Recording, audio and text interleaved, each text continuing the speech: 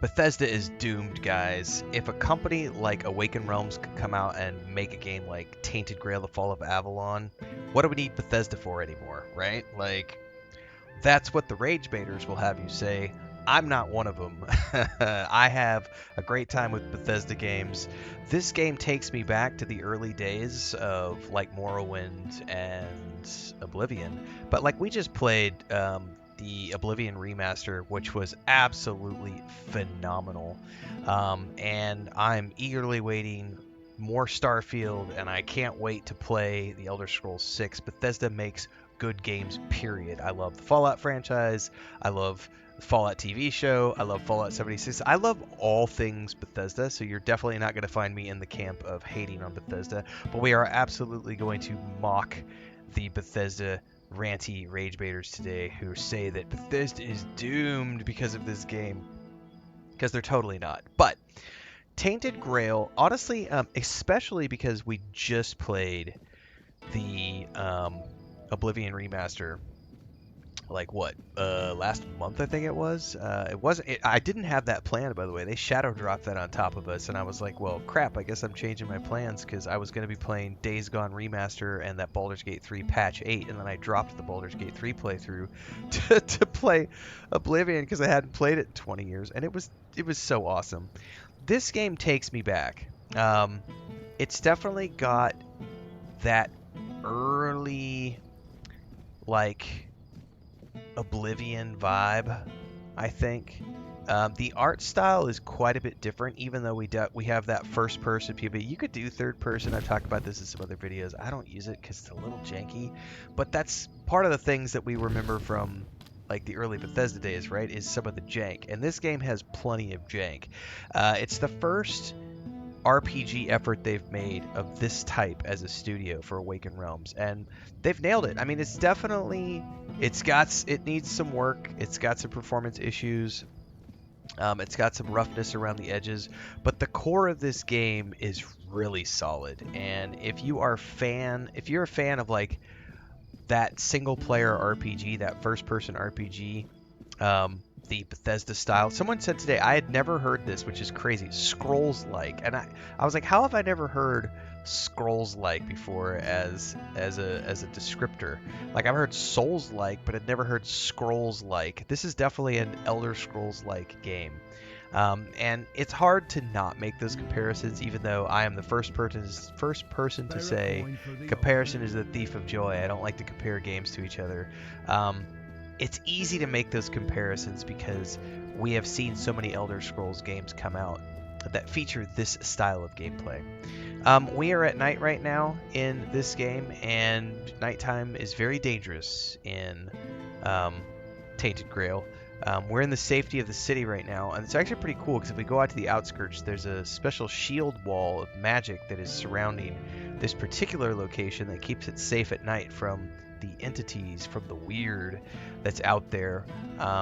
It's got a pretty short day-night cycle, but you can also drop a campfire at any point in time and just choose to pass the time. We might as well do that really quick so we can show what this looks like during the daytime.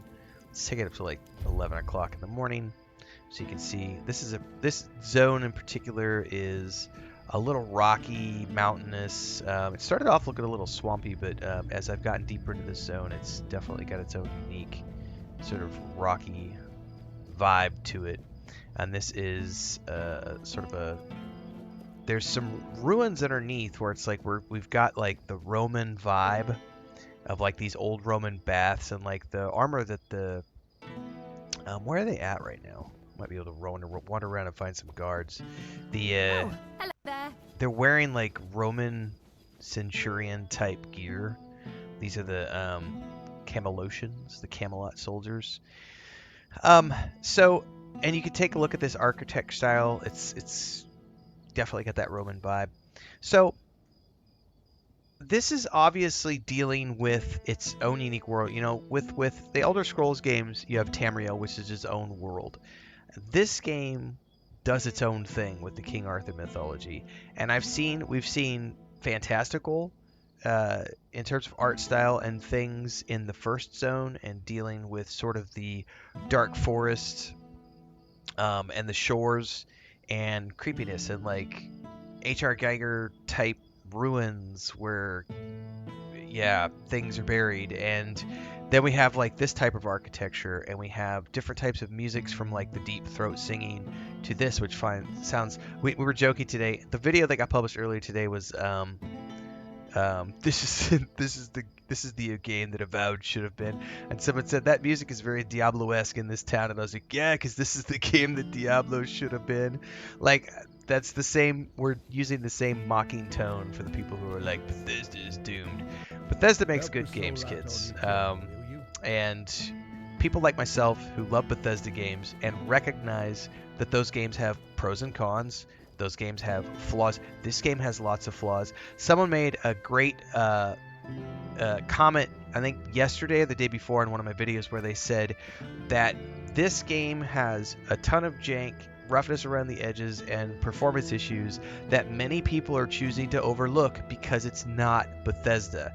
But if Bethesda pushed something out that was this rough around the edges, that had this much performance issues, and so on and so forth, they would be getting absolutely ripped to shreds. And I think that shows you the double standards that some people have about being willing to accept an indie game like this, even with all of the jank and the bugs and the graphical performance issues and everything else. But quick commercial break, everyone, to celebrate and give thanks to all of these amazing people who keep me on the air full time. Really appreciate the support. All you got to do is join as a member. You get access to private videos. You can also do super thanks on any upload or super chats and stickers on any live stream or premiere you see.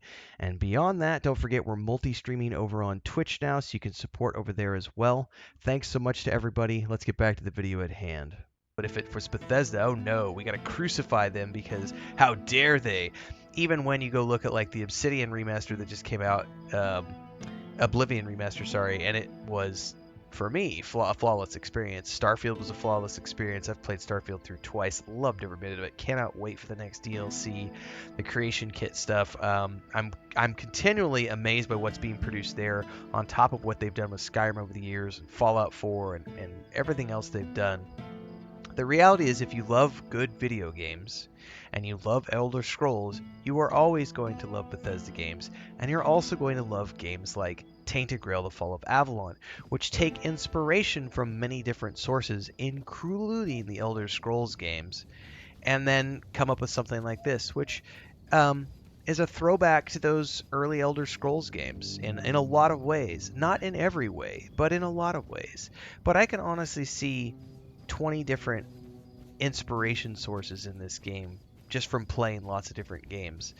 And I think that if you just want to play a good deep RPG, you're going to come to Tainted Grail and approach it for the love of what it is, which is its own thing. It doesn't need to compare to anything else. And a game like this is no threat to Bethesda because Bethesda has its own fan base that continues to grow every single year. They have a massive partnership with Microsoft that's continuing to pay out dividends.